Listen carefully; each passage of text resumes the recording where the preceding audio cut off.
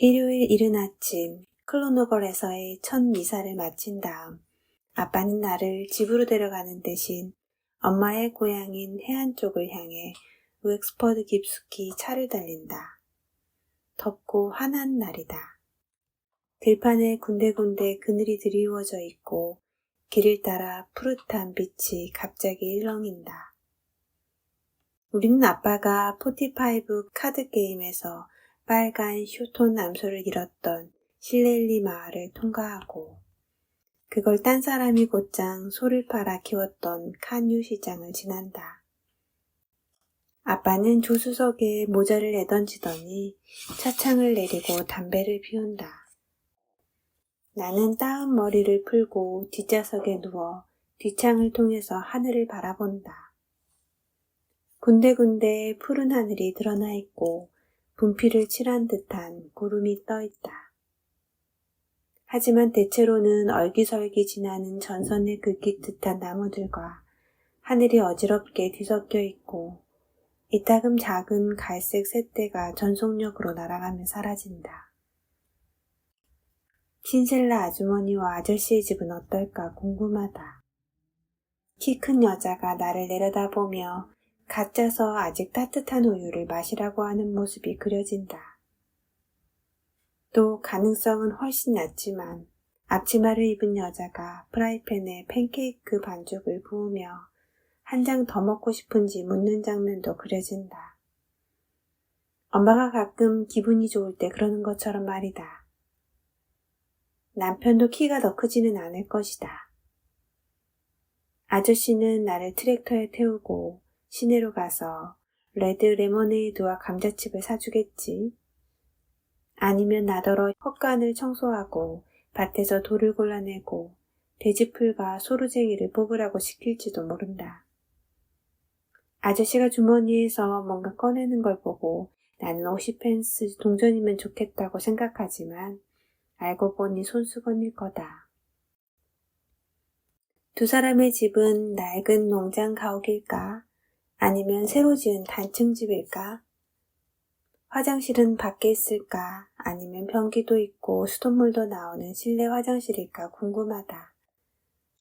나는 캄캄한 침실에서 다른 여자애들이랑 같이 누워 아침이 오면 두 번 다시 꺼내지 않을 이야기를 나누는 내 모습을 상상한다. 시간이 한참 지난 듯하더니 차가 속도를 늦추어 좁고 포장된 진입로에 들어서고 바퀴가 캐틀그라들에 밟자 전율인다. 양옆으로 두터운 감목이 네모나게 손질되어 있다. 진입로 끝에 길쭉하고 하얀 집과 가지가 땅에 끌리는 나무들이 있다. 아빠! 내가 말한다. 나무 좀 봐요. 나무가 뭐? 아픈가 봐요. 내가 말한다. 수양버들이잖아. 아빠가 목을 가다듬는다. 마당으로 들어서자 길쭉하고 반짝이는 유리창이 우리의 도착을 비춘다. 뒷자리에 앉은 내 모습은 머리가 온통 헝클어져서 집시 아이처럼 지저분하지만 운전석에 앉은 아빠는 그냥 우리 아빠 같다. 나무 그림자가 져서 털이 얼룩덜룩해 보이고 목줄을 하지 않은 커다란 개가 건성으로 사납게 몇 번 짖더니 계단에 앉아서 문간을 돌아본다. 어떤 남자가 나와 서 있다. 언니들이 가끔 그리는 남자들처럼 어깨가 딱 벌어졌지만 눈썹이 하얀 게 머리카락과 똑같다. 키가 크고 팔이 긴 외갓집 사람들과 전혀 닮지 않아서 우리가 집을 잘못 찾아왔나 하는 생각이 든다. 댄, 아저씨가 몸에 뻣뻣하게 힘을 준다. 잘 지내나? 존, 아빠가 말한다. 두 사람은 가만히 서서 잠시 마당을 바라보더니 비 이야기를 한다. 비가 너무 적게 왔다. 밭에 비가 좀 내려야 한다. 킬머크리지 신부님이 오늘 아침에 비를 내려달라고 기도를 드렸다. 이런 여름은 처음이다. 잠시 대화가 끊긴 사이에 아빠가 침을 뱉고 대화는 다시 소외 가격, 유럽 경제 공동체, 남아도는 버터, 소독액과 석회 가격으로 흘러간다. 나에게도 익숙한 모습이다. 남자들은 이런 식으로 사실은 아무 이야기도 하지 않는다. 장화 뒤꿈치로 잔디를 뜯고 차를 몰고 가기 전에 지붕을 철썩 때리고 침을 뱉고 다리를 쩍 벌리고 앉기를 좋아한다. 신경 쓸 것은 아무것도 없다는 듯이 말이다. 아주머니가 밖으로 나오면서 남자들에게는 눈길도 주지 않는다. 키는 우리 엄마보다 크고 머리카락은 엄마랑 똑같은 까만색이지만 헬멧처럼 짧게 잘랐다. 나련 블라우스와 갈색 플레어 바지 차림이다. 자동차 문이 열리더니 아주머니가 나를 밖으로 꺼내서 입을 맞춘다. 입맞춤을 받는 내 얼굴이 아주머니의 얼굴과 맞닿은 채 뜨거워진다. 널 마지막으로 봤을 때는 유아차에 타고 있었는데 아주머니가 대답을 기대하며 물러선다. 유아차는 부서졌어요. 어쩌다가? 남동생이 손수레처럼 밀고 다니다가 바퀴가 빠졌어요. 아주머니가 웃으며 자기 엄지를 핥더니 내 얼굴에 묻은 무언가를 닦아준다. 엄마의 엄지보다 부드러운 손가락이 뭔지 모를 것을 말끔하게 닦아내는 느낌이 든다. 아주머니가 내 옷을 보자 나도 아주머니의 눈을 통해서 내 얇은 면 원피스와 먼지투성이 샌들을 본다. 우리 둘 다 무슨 말을 해야 할지 모르는 순간이 흐른다. 묘하게 무르익은 산들바람이 마당을 가로지른다. 들어가자, 아가. 아주머니가 나를 안으로 이끈다. 복도로 들어가자 잠시 깜깜해진다. 내가 머뭇거리자 아주머니도 같이 머뭇거린다. 후끈거리는 부엌으로 들어가니 아주머니가 나에게 앉으라고 내 집처럼 편하게 있으라고 말한다. 빵을 굽는 냄새 외에도 소독약 냄새와 표백제 냄새가 살짝 난다. 아주머니가 오븐에서 루바르 타르트를 꺼내 식힌망에 얹는다. 얇은 페이스트리는 시럽이 부글거릴 정도로 뜨겁고 바삭하게 구워졌다. 문으로 시원한 바람이 한 줄기 들어오지만 부엌은 뜨겁고 고요하고 깨끗하다. 길쭉한 물잔에 꽂힌 길쭉한 프랑스 국화는 물잔만큼이나 고요하다. 어디에도 아이의 흔적은 없다. 그래, 엄마는 어떻게 지내시니? 복권을 샀는데 10파운드에 당첨됐어요. 설마? 진짜예요. 내가 말한다. 그래서 다 같이 젤리랑 아이스크림을 사 먹고 엄마는 자전거 튜브랑 수리도구를 새로 샀어요. 크게 한턱 썼구나. 맞아요. 내가 말한다. 오늘 아침 내 두피에 닿았던 쇠빗살, 머리를 촘촘하게 땄던 엄마의 손님, 내 등에 단단하게 닿았던 아기를 품은 엄마의 배가 다시 느껴진다. 나는 엄마가 여행 가방에 싸준 깨끗한 팬티와 편지를 떠올리고 엄마가 뭐라고 썼을까 생각한다. 둘이서 이런저런 이야기를 했었다. 얼마 동안 맡아달라고 하지? 원하는 만큼 데리고 있으면 안 되나? 그렇게 말하면 돼? 아빠가 말한다. 당신 하고 싶은 대로 말해. 어차피 늘 그러잖아. 아주머니가 에나멜 주전자에 우유를 채운다. 엄마가 아주 바쁘시겠구나. 일꾼들이 풀을 베러 오기를 기다리고 있어요. 건초가 아직도 다 안 됐어? 아주머니가 말한다. 좀 늦은 거 아니니? 남자들이 마당에서 들어오자 잠시 어둑해졌다가 두 사람이 자리에 앉으니 다시 밝아진다. 에드나. 아빠가 의자를 빼며 말한다. 댄, 아주머니가 다른 목소리를 내며 말한다. 푹푹 지네요. 정말 덥지? 아주머니가 돌아서서 주전자를 지켜보며 기다린다. 밭에 비가 조금만 와도 좋을 텐데 말이에요. 곧 충분히 오겠지. 아주머니는 그림이라도 걸려있는 것처럼 벽을 바라보지만 그림 같은 건 없고 시계바늘 2개와 큼직한 황동추가 흔들리는 커다란 마호가니 시계뿐이다. 그래도 올해 건초는 참 잘 됐잖아요. 이렇게 잘 된 건 또 처음 봐요. 아빠가 말한다. 건초 넣어두는 다락이 가득 찼어요. 던져놓다가 석가래에 부딪히는 바람에 머리가 쪼개지는 줄 알았다니까요. 나는 아빠가 왜 건초에 대해서 거짓말을 할까 생각한다. 아빠는 진짜 그러면 좋겠다고 싶은 거짓말을 자주 하는 편이다. 저 멀리 어딘가에서 누가 사슬톱을 켜는지 크고 무서운 말벌이 멀찍이서 웅웅거리는 것 같은 소리가 계속 난다.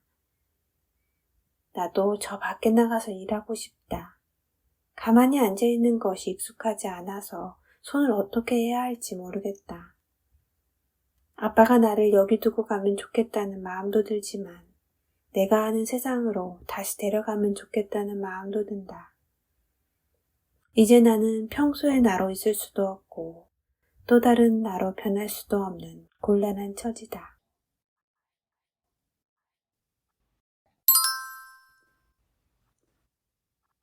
공부하기 싫어하는 아이. 3월 초 개학 주간이다.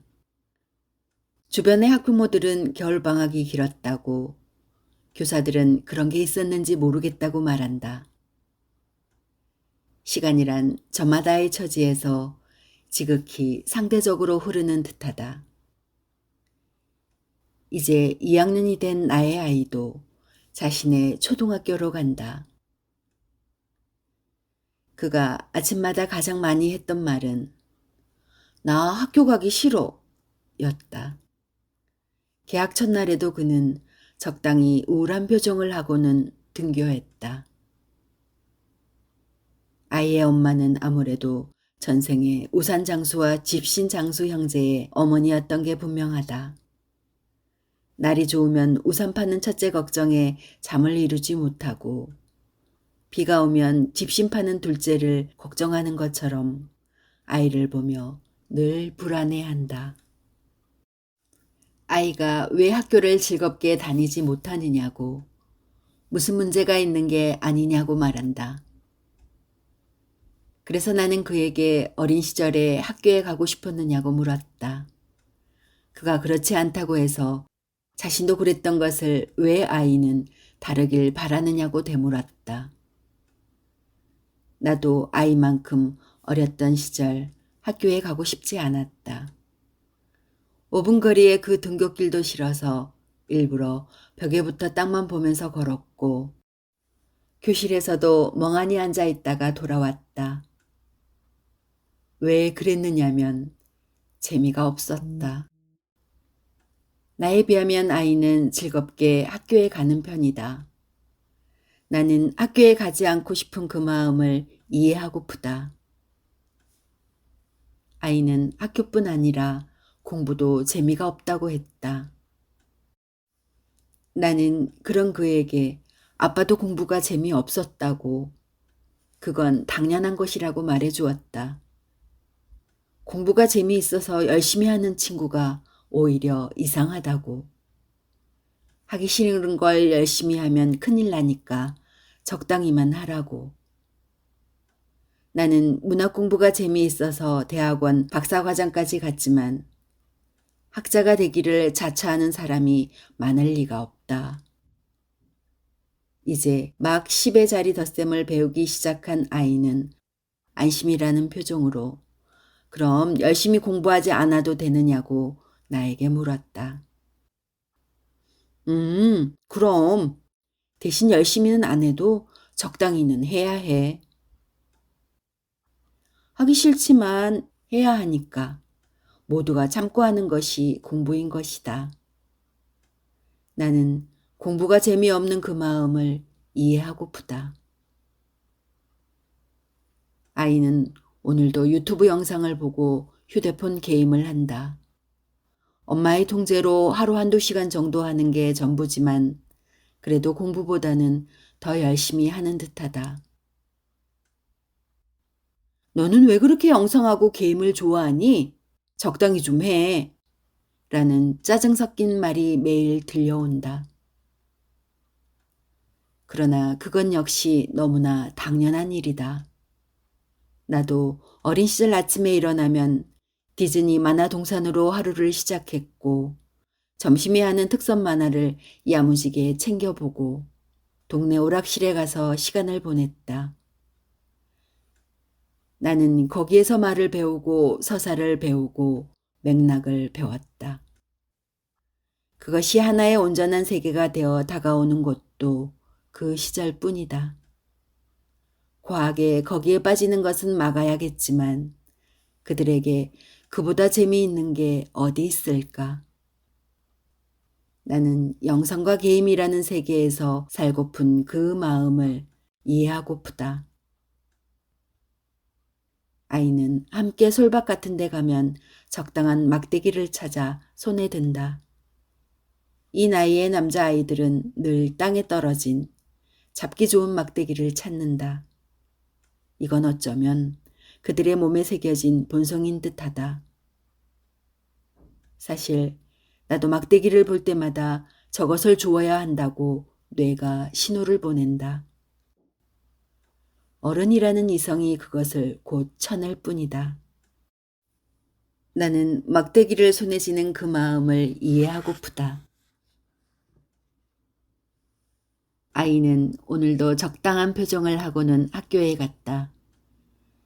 당연히 공부하고 싶지 않고 영상을 보고 싶고 게임을 하고 싶고 가는 길에 적당한 나무 막대기를 하나 찾아 손에 쥐고 싶을 것이다.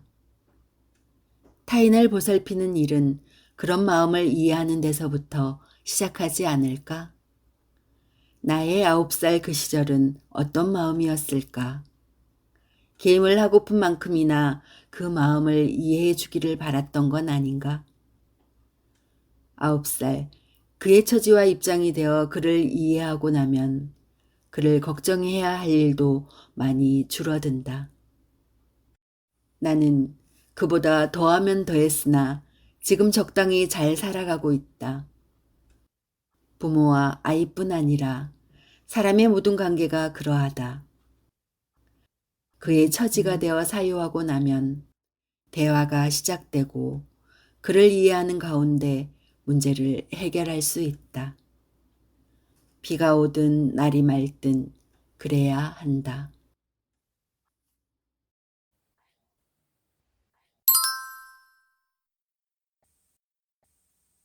폐장된 부곡 하와이에 가자. 토요일 오전 김지은은 약속 장소인 동네 북살롱 앞에서 복미영을 기다렸다.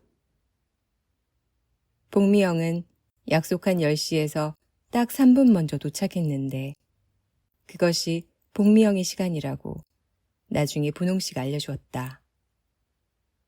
3분 먼저. 컵라면 하나가 익을 정도의 시간이 복미영이 한 번의 만남에서 상대에게 아낌없이 내어줄 수 있는 다정의 온기라는 거였다. 사실 4시간일 때의 3분은 매우 짧지만 매번 누군가에게 공짜로 거저주기에는 어쩌면 꽤 긴 시간일 수 있는 것이 컵라면이 맛있게 익는 3분의 크기였다. 나중에 김지은이 어떻게 매번 그래요 하고 물으니 복미영은 다 팬서비스예요. 큰 그림을 봐야지, 큰 그림 하며 셀쭉 웃었다. 3분씩 그려서 큰 그림을 완성하려면 얼마나 여러 번, 여러 날들이 소요될까. 그래서 주는 사람은 내주는 걸 기억해도 받는 사람은 받았다고 기억도 못할 3분 같은 팬서비스는 좀 의미 없지 않나 싶었는데 실은 그게 복미영이 바라고 원하는 일이라고 했다. 주는 사람은 알고 받는 사람은 눈치채지 못할 작고 보잘것없는 상냥함을 지속적으로 꾸준히 반복해서 오래 하는 것. 그게 팬을 대하는 복미영의 팬서비스 원칙이었다. 그렇다면 이것도 그런 배려로 볼 수 있을까? 약속 시간 3분 전에 도착한 복미영은 운전석에서 종이 가방 하나를 꺼내더니 김지은에게 건네주었다. 선물이에요. 가면서 먹을 간식이라도 싸온 건가 싶어서 보니 그 안에 든 것은 셔츠였다. 노란 바탕에 큼지막한 꽃 문양과 붉은 열매가 새겨진 알록달록한 하와이안 셔츠. 이걸 왜요? 여행 기분도 낼 겸 같이 입으면 좋을 것 같아서요. 지은 씨 마음에 들면 좋겠는데. 그래서 보니 복미영 역시 김지은에게 건넨 셔츠와 비슷한 야자수와 파인애플이 그려진 푸른색 하와이안 셔츠를 입고 있었다. 설마 부곡 하와이에 간다고 하와이안 셔츠를 입은 건가? 진짜 하와이도 아니고 게다가 지금은 영업조차 하지 않는 부곡 하와이를 가면서 어쩌지? 김지은이 망설이는데 살롱 앞 화분에 물을 주러 나오던 방혜진이 복미영을 보고는 웃음을 터뜨리며 말했다. 꼴이 그게 뭐예요? 부곡 하와이 간다고 하와이안 셔츠 입은 거야? 진짜 하와이 가는 것도 아닌데 굳이? 그러게나 말입니다. 김지은이 하고 싶은 말이었다. 김지은은 대체로 무채색 계열의 옷만 입었다. 어릴 때는 몰라도 자신의 취향대로 옷을 사고 입기 시작한 후로는 한 번도 화려한 무늬가 들어가거나 색이 쨍한 옷을 입어본 기억이 없었다. 색을 쓰는 것. 선명하고 다채로운 색을 일상에 더하거나 사용하는 건 어쩐지 자신의 몫은 아닌 것 같았다. 그런데 이토록 환한 노랑에 화려한 무늬가 들어간 하와이안 셔츠라니. 이런 건 좀 부끄럽지 않나? 그것도 진짜 하와이도 아니고 부곡 하와이에 가면서. 차마 드러내놓고 말은 못하고 속으로만 난감해하는데 복미영이 김지은의 카메라를 가리키며 방혜진에게 말했다. 진짜가 아니니까 더 진짜처럼 굴어야지. 굳이 이런 걸 입는 것만으로도 꼭 진짜 하와이에 가는 기분이 된다니까. 진짜 하와이에 가는 기분을 알긴 알고요. 방혜진이 묻자 복미영이 웃었다. 아니, 나야 모르지. 근데 그래서 좋잖아. 난 진짜 하와이 가는 기분을 모르니까 지금 이 기분이 내가 아는 진짜 하와이에 가는 기분이 될 수 있는 거거든. 김지은이 하와이안 셔츠를 입고 옆자리에 타자 복미영은 만족한 듯 웃으며 내비게이션에 목적지를 입력하기 시작했다. 부곡 하와이. 그러나 아래의 화면에 뜬 것은 이런 추천 검색어였다. 부곡 하와이, 폐장. 그것을 보기 전까지 김지은은 몰랐다. 어떤 목적지는 이미 그곳에 없는 상태로만 존재한다는 걸. 나중에 찾아보니 부곡 하와이가 폐업한 건 2017년 5월 28일, 1982년 4월에 개장한 지 35년이 지난 후였다. 그러니 지금 있는 건 부곡 하와이가 아니라 폐장된 부곡 하와이뿐이었다. 그것을 내비게이션은 다시 확인시켜주는 것이다. 그럼에도 출발하겠냐는 듯이. 쉽게 갈 수 없는 먼 곳의 하와이 대신 가까이에 존재했던 하와이. 가짜 하와이지만 누구에게는 진짜 하와이기도 했던 곳. 그러나 영업은 끝나고 문은 닫혔다. 이제는 진짜 하와이보다 더 가기 힘든 곳. 영영 갈 수 없는 곳. 그들이 가려는 곳은 바로 그런 곳이었다. 그럼에도 없는 채로 닫힌 문 뒤에 여전히 존재하는 곳. 폐장된 부곡 하와이까지 예상 도착 시간은 3시간 44분 후였다.